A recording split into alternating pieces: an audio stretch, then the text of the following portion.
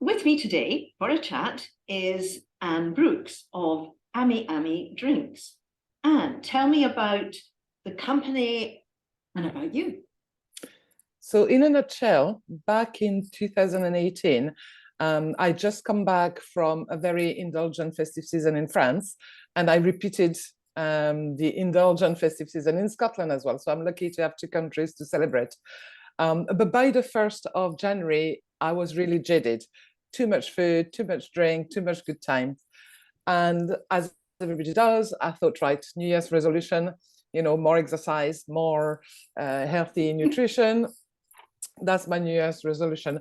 And then suddenly it dawned on me that we were the 1st of January, and in Scotland, we celebrate the 1st of January. So I said, right, okay, we'll start tomorrow. Anyway, the 2nd of January, 2018 coincided with Dry January, which I'd vaguely heard about, but I thought, perfect, 30-day, no drinking, that's already a step in the right direction. And during that Dry January, I discovered non-alcoholic spirits. And immediately, it was like a coup de foudre, love at first sight. I absolutely love the concept. I mean, if you can have a few tipples, no side effect, no hangover, what's not to love, right? But I quickly spotted a gap because I thought, well, where is the feeling in those non-alcoholic spirits? Because when you reach for an alcoholic drink, it's not because of the taste only, because you could have a cordial, and it's not because you're thirsty, you could have a cup of tea or water. So it's very much you reach for an alcoholic drink because of the effect it has on you. So I thought, great, so how do I make a non-alcoholic spirit with an effect? And that's what got me started. In the background, not as a profession, but in the background, I've always been a herb woman, i.e. a herbalist, but I like herb woman better because I'm not a university doctorate in herbalism. Anyway, I have a very good knowledge of botanicals and plants. So I thought, great, I can use that to formulate my product. And so I started, and obviously we came into COVID, so things were delayed. But anyway, by summer 21, I released 2 products on the market. And as I was releasing them, I already knew that they were the wrong product because the taste was fine, the formulation was fine. However, for the general public to understand botanical takes a lot of education. And through the feedback I got up until launch and after launch, it became very clear that people were all for functional non-alcoholic spirits, but in a much more familiar way. So I sold the 2 production, great. And immediately I was like, okay, I know what the next product is. And it's going to be a new brand as well because it's to match the liquid. So that's what I set out to do. And that's how AmiAmi was born. Right. So what did you do before all of this, before this coup de foudre that you talk about? What did you do before this? So from a very young age, I was set on working in the hospitality industry, hotel. So I went to hotel school and started my career in France, a very brief career in France, because in fact, I met my Scottish husband in France. We were both working in Relais and Chateau. And then I came over to Scotland. So I must have been about 19 then. And then we got married, set up a family, but all the time, both he and I worked in the hospitality industry for about 25 years.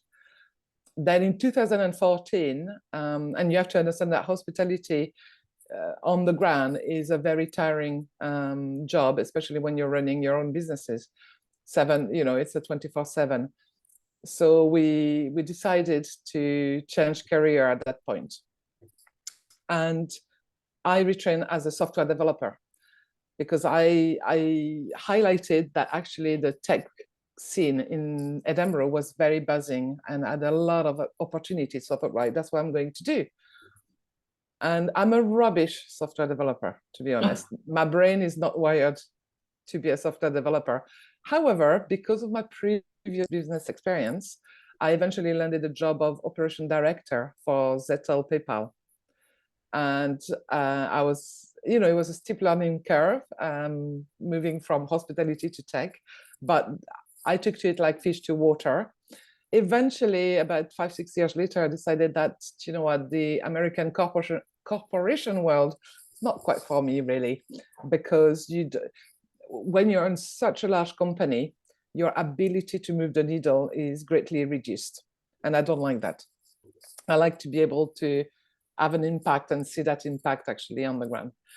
So I didn't know what I was going to do next, but I thought, well, if I stay an extra year, I'll save my paycheck and then I can do something. And I used my paycheck to bootstrap the startup of non-alcoholic spirits. And the rest is history. Well, almost. There's an extra little story around that. So I had released those two products and I was selling them, but I knew already I was working on the next product that would be a much better product market fit. And by September 21, I had been courting investors for almost a year at that point, and I still didn't get investment for various reasons. Some of them occasionally might have been age, because I'm 50. Some of them might have been, she's a woman, you know, so, not so blatantly said, but implied. Anyway, in frustration and desperation, I turned to my husband that September and I said, look, looks like it's the end of the road for me because I'm not getting any investment and the business can't carry on. Why don't we jump in the car and go and travel the world? Something we thought of doing like years ago. And my husband, who's very laid back, placid, suddenly jumped and said, yes, absolutely, we're doing that. I was like, okay. So within weeks, the house was on the market. We'd find a camper car, and even the dog had a traveling passport. But I was going along, but I still wasn't quite in a full-time traveling mindset. Anyway, by December, the house was sold. We planned the first leg of the journey, so Europe first, then North Africa. And we were about 2-3 months away from going on the road. And then my absolute ideal investor called. And my husband said, well, look, you've worked so hard to get to that point, you'd be daft not to take the deal on.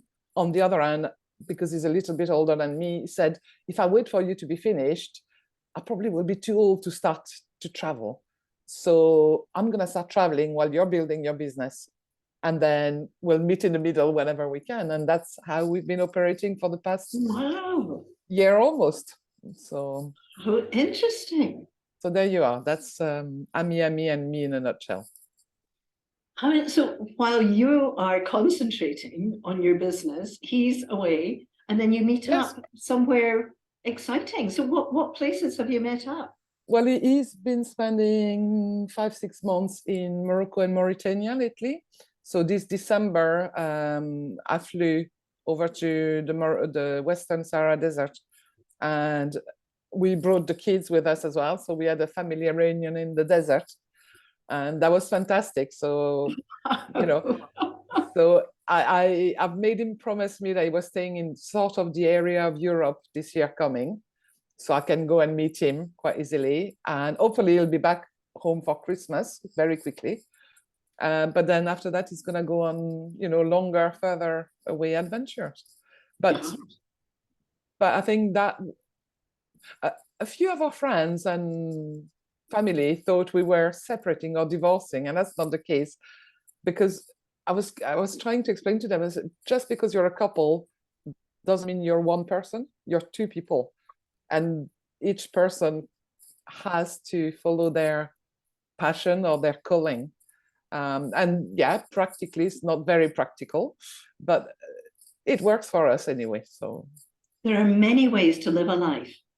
Absolutely. How wonderful. Oh, so a question I wanted to ask you was, what has been your biggest learning experience throughout all of this?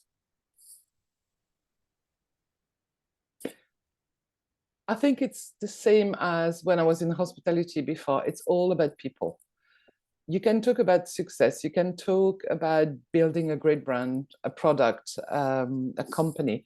It all comes down to the people you surround yourself with. And these are not my words, obviously, they're paraphrased, but like Steve Jobs said, why would you bother employing the best people in the world and then try to do their job for them? So for me, there's many moving parts to any business to bring something to life, but the most important is to build your team, because it does take a village to get to where you want to be. Very, very good experience there. And for all of us, actually, and focusing on the people around us. Quite right. So how would you define success? For you, how would you define success? So for me, it's a twofold thing. One is, if I project myself in 5-10 years' time, and we are successful, and the definition will follow, is that the only reason we got there was because we were able to build a great team. That's the number one. Without any great people, you can't do any great things. More personally, I would define success more as personal fulfillment, showing that, yes, I was able to go from 0 to wherever. And that comes from perhaps when I was still in France. France is a fairly chauvinistic country, so only men are allowed to, succeed. And that always was a bee in my bonnet. Also, the fact that I didn't go to university, and I resent the fact that people think you must have gone to university to be successful, because clearly you don't, especially in our era. And interestingly, I've got one boy who went to university and has just graduated with a PhD in atom physics, and the other one didn't go to university, like me, for the same software training I did, and has a very successful career as a software developer. So I have the proof that you can do both. But it's that personal satisfaction, and that I don't know where it comes from. I know that if I don't do AmiAmi, I will never be satisfied. Whether it's a success or a failure in the end, I don't want to wake up in 20 years' time and say, you know what, I could have, should have, would have, didn't. So I'm doing it. I'm pretty sure it's going to be a success. But even if it isn't, I will have scratched that itch that I've got. Really nice. I like that, scratching the itch to feel successful. Quite right. And you don't know where it comes from. I just know how I have to do it. There's no greater purpose. I'm not trying to save the world, the humanity, solve the environmental problem in the world. I'm working towards all of that, but I'm not going to be a great savior. It's not a higher purpose. It's just, I need to do this for myself fulfillment. But perhaps our livers might thank you. Well, yes, perhaps they will. So, anything you would have done differently? Looking back at the scope of that from 2018 to now, anything you would have done differently? Well, yes and no, because it's always easy to stand by the sideline and say, well, knowing all I know now, I would do it ABC. So yes, in that sense, if I could turn back time, I would know exactly what step to take and to do it. But otherwise, no, because I do think, you do learn and grow, learning from your mistakes. Something you would have done differently, which between 2018 and now, there are some things that I do totally differently, of course, because I've learned from them. But no, I wouldn't change anything. I think going through the pain of starting and launching 2 products is just part of the package, and then you learn from it, and then you're more ready for the next pivot product you're doing. And thank you so much for that sweep, really, and stories of your steps to success. That's absolutely marvelous. Thank you very much.